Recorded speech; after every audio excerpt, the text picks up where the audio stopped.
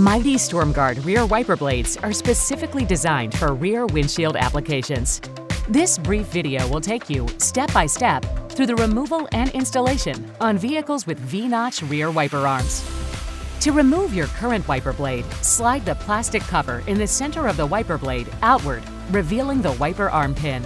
Pull the wiper blade down until it disengages from the wiper arm. Attach the 7D adapter onto the pin at the end of the wiper arm. Push the wiper blade onto the wiper arm until it locks into place. Give the wiper blade a firm tug to make sure it's securely attached. Now, remove the plastic protector over the rubber by sliding it off the wiper blade. And finally, lower the wiper arm onto the windshield.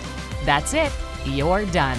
You now have 360 degrees of superior visibility.